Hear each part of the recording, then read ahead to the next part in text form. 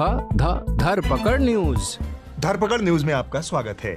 18 घंटे काम करने के बाद मोदी जी ने जो राष्ट्र निर्मित किया था उसकी प्राचीरें दरक रही हैं, पुल बह रहे हैं, छतें ढह रही हैं।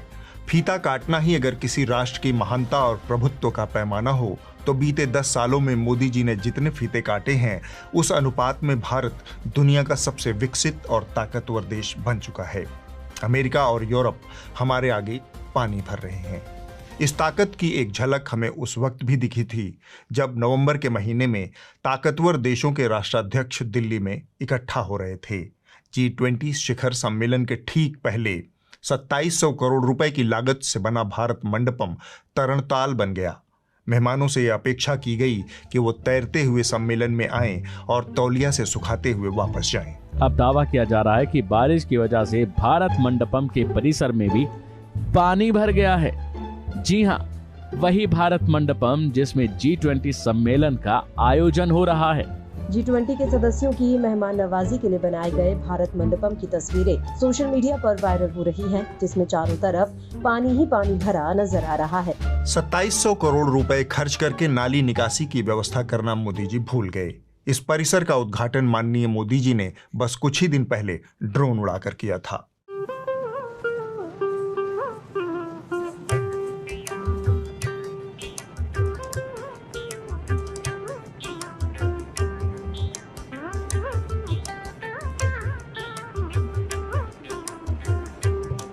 जानकारों के मुताबिक ड्रोन कोई और उड़ा रहा था, मोदी जी सिर्फ नेतृत्व प्रदान कर रहे थे। अगली खबर भी इसी भारत मंडपम के सहोदर प्रगति मैदान से जुड़ी है। मोदी जी ने ऐलानिया कहा था कि जिस सुरंग का उद्घाटन वो कर रहे हैं उससे सालाना 50 लाख रुपए का तो केवल डीजल और पेट्रोल बचेगा।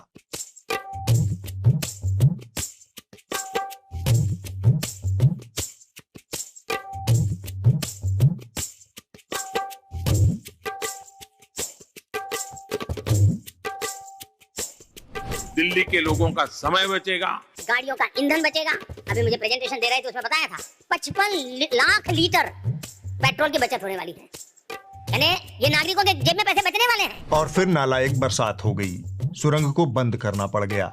50 लाख रुपए का पेट्रोल डीजल बचा या नहीं यह हिसाब अभी तक नहीं हो पाया, लेकिन 777 करोड़ रुपए जिस सुरंग के निर्माण पर मोदी जी ने खर्च करके राष्ट्र को समर्पित किया था उस सुरंग की संरचना में तकनीकी खराबी है।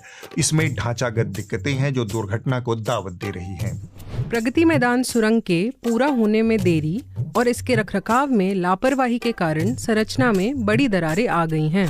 PWD अधिकारी ने कहा कि सुरंग वर्तमान में यात्रियों के लिए सुरक्षित नहीं है और इसके बड़े पैमाने पर सुधार के बिना मरम्मत नहीं किया जा सकता। पिछले हफ्ते जिस बरसात की चपेट में दिल्ली हवाई अड्डे के टर्मिनल नंबर 1 की छत गिरी थी, उसी दिन से प्रगति मैदान की उस सुरंग का एक बड़ा हिस्सा फिर से बंद पड़ा है क्योंकि सुरंग में पानी भर गया है। और यह खबर टूलकिट गिरोह के सदस्यों ने आप तक पहुंचने नहीं दी। धरपकड़ न्यूज में अगली खबर प्रभु श्री राम की नगरी अयोध्या से है। हमारे संवाददाता खबरची लाल ने जानकारी दी है कि पहली बरसात में पूरी अयोध्या ही नाला बन गई। पानी को कहीं से निकलने का रास्ता नहीं मिला, सो उसने पावन अयोध्या की कुंज गलियों में बहने का निर्णय किया। क्या अयोध्या अब राम भरोसे है? इस सवाल का जवाब बारिश में अयोध्या से आती कुछ तस्वीरें दे रही हैं। अयोध्या की हाईटेक सड़कें, रामपथ और जन्मभूमि पथ, जहां से राम भक्त राम मंदिर में प्रवेश करते हैं, वहां पानी ही पानी नजर आ रहा है। दूर दराज से अयोध्या आने वाले श्रद्धालु भी इस जल भराव की समस्या से जूझ रहे हैं। उन्होंने कहा कि यह बहुत गंभीर समस्या है। ऐसा लगता है कि प्रभु राम जी सिर्फ चुनावों तक ही मोदी जी और भाजपा से कुपित नहीं थे, उनका कोप अभी भी जारी है।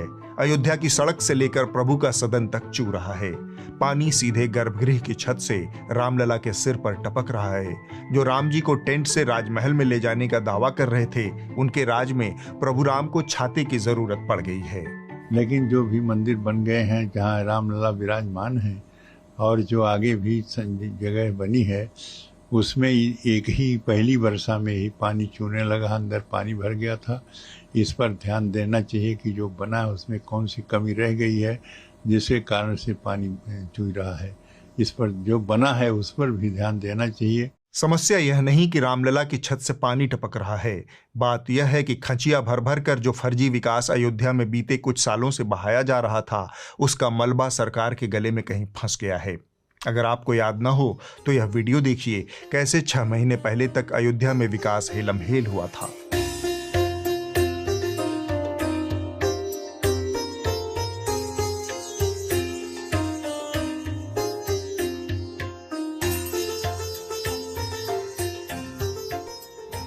स्मार्ट सिटी योजना के अंतर्गत भी यहाँ पर 62 करोड़ 45 लाख की परियोजनाओं को स्वीकृत करने के साथ ही अब तो सेफ सिटी के रूप में अयोध्या आगे बढ़ने जा रही है। इंफ्रास्ट्रक्चर से जुड़े ये काम आधुनिक अयोध्या को देश के नक्शे पर फिर से गौरव के साथ स्थापित करेंगे।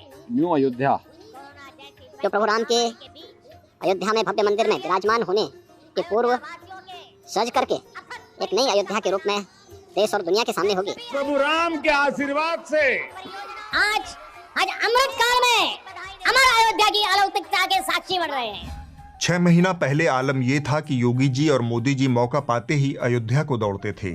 अब अयोध्या उनकी ओर दौड़ रहा है। अगली खबर अटल सेतु से है। मोदी जी ने बड़े ढोल नगाड़े के साथ खाली पड़ी सड़क पर रैंप वॉक किया था। अगर याद हो, समंदर की अथाह लहरों को हाथ हिलाकर उन्होंने इसी साल जनवरी महीने में इस सेतु को राष्ट्र को समर्पित किया था।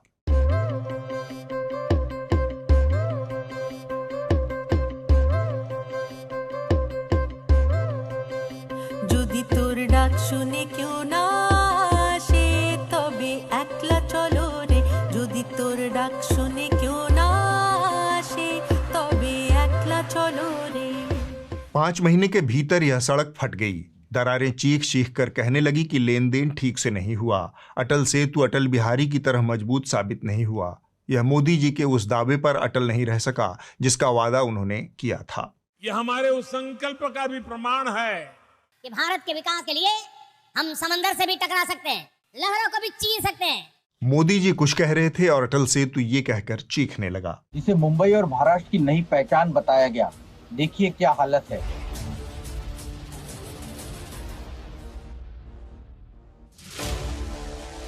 मुंबई से रायगढ़ केवल 20 मिनटों में पहुंचाने वाले इस सी ब्रिज का उद्घाटन 5 महीने पहले ही प्रधानमंत्री मोदी ने किया। ये 3 महीने के पहले ही ये पुलिया का ये अटल सेतु का उद्घाटन देश के प्रधानमंत्री नरेंद्र मोदी जी ने किया था। अभी आपने देखा होगा कम से आधा किलोमीटर ये रोड 1 फीट नीचे खसक गया है। हड़बड़ाहट मोदी जी के व्यक्तित्व का अभिन्न अंग है। यह एकदा कस्मिन समय गाहे बगाहे परिलक्षित होता रहता है। और मुझे प्रधानमंत्री डेजिग्नेटेड के रूप में काम कर रहे एक नियुक्ति दी है।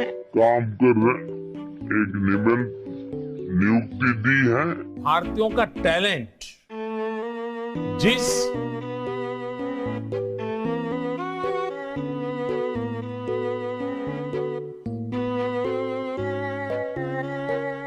क्लास ऑफ ठीक से सुना रहा है। उन्हें सुनाई दे रहा है, मुझे तो लौकाई भी दे रहा है। इसी हड़बड़ाहट में धरपकड़ संवाददाता ने अगली खबर उत्तर प्रदेश के पूर्वांचल एक्सप्रेसवे से भेजी है। मोदी जी ने बड़ी हड़बड़ाहट में इस एक्सप्रेसवे का उद्घाटन किया था। बटन दब गया और बटन दबने के साथ ही शिलापट का अनावरण। उत्तर प्रदेश की नई तस्वीर का आईना पूर्वांचल एक्सप्रेसवे। इस पूर्वांचल एक्सप्रेसवे के उद्घाटन की इतनी हड़बड़ी थी कि मोदी जी ने उत्तर प्रदेश के मुख्यमंत्री योगी आदित्यनाथ को पैदल ही कर दिया था।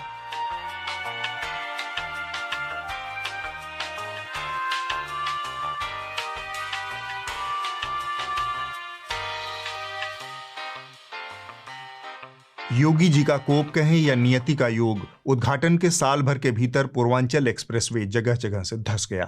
उत्तर प्रदेश के सुल्तानपुर में पूर्वांचल एक्सप्रेसवे के निर्माण के दावों की पोल इस बरसात में खुल गई है। दरअसल लखनऊ से गाजीपुर को जोड़ने वाला पूर्वांचल एक्सप्रेसवे 2 दिन से हो रही भीषण बरसात में धंस गया है। सड़क बैठने से करीब 15 फीट लंबा गड्ढा हो गया है। देर रात हुए इस गड्ढे में पूर्वांचल एक्सप्रेसवे से गुजर रही कार के क्षतिग्रस्त होने की सूचना मिली है। अब हम आगे बढ़ते हैं। जिस बिहार से अगली खबर है वहां बात आगे से भी बहुत आगे बढ़ गई है। यहां नीतीश कुमार और नरेंद्र मोदी की डबल इंजन सरकार बीते 20 सालों से सत्ता में है। बीच के 1.5-2 साल आरजेडी को छोड़ दें तो नीतीश कुमार निरंतरता से सुशासन की डिलीवरी दिए जा रहे हैं। इस सुशासन का प्रमाण बीते 15 दिनों में थोक के भाव मिला है। 15 दिनों में 5 निर्माणाधीन पुल ध्वस्त हो गए हैं। यह बिहार में डबल इंजन की निपट ईमानदारी की दुर्लभ तस्वीर है। बिहार के अररिया जिले के सिकटी में बकरा नदी पर बने 12 करोड़ रुपए की लागत से बनाया गया ये पुल उद्घाटन से पहले ही भरभरा कर नदी में गिर गया। आप देखिए किस तरीके से यहाँ पर एक और पुल धड़ाम से गिरता हुआ गंडक नहर पर बना पुल अचानक से टूटा है। सिवान और अररिया के बाद अब मोतिहारी जिले में एक और पुल भरभरा कर धाराशायी हो गया। अररिया के ब्रिज की तरह ये पुल भी निर्माणाधीन था। पुल का अधिकांश हिस्सा बनकर तैयार हो चुका था, लेकिन रविवार को पुल धड़ाम हो गया। किशनगंज में अगर पिछले 10 दिनों की बात करें तो ये चौथी घटना है। इससे पहले अररिया, सिवान, मोतिहारी में भी पुल गिर चुके हैं और ऐसे में अब पुल निर्माण की गुणवत्ता पर सवाल उठने लाजमी भी हैं। मधुबनी से इस वक्त की बड़ी खबर आप तक पहुंचा रहे हैं। भूतही नदी पर निर्माणाधीन पुल का गार्डर गिरा है। 3 करोड़ की लागत से इसको बनाया जा रहा था और 4 साल से इस पुल का निर्माण का जो काम है वो लगातार चल रहा था। उद्घाटन की लिप्सा या फीता काटने की हड़बड़ी मोदी जी ने नए वाले संसद भवन के प्रवेश में भी दिखाई थी। याद है आपको जब राजदंड लेकर मोदी जी साधुओं के साथ रैंप वॉक कर रहे थे।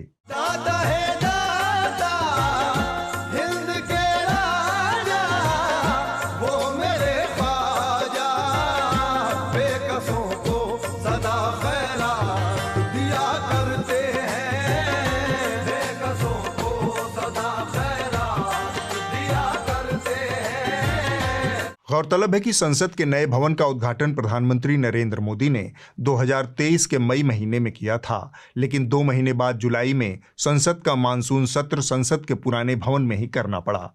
इस बाबत सरकार ने कोई खास जानकारी नहीं दी कि ऐसा क्यों हुआ, लेकिन लोकसभा के एक सांसद हैं हनुमान बेनीवाल, उन्होंने थोड़ी जानकारी देश के सामने रख दी।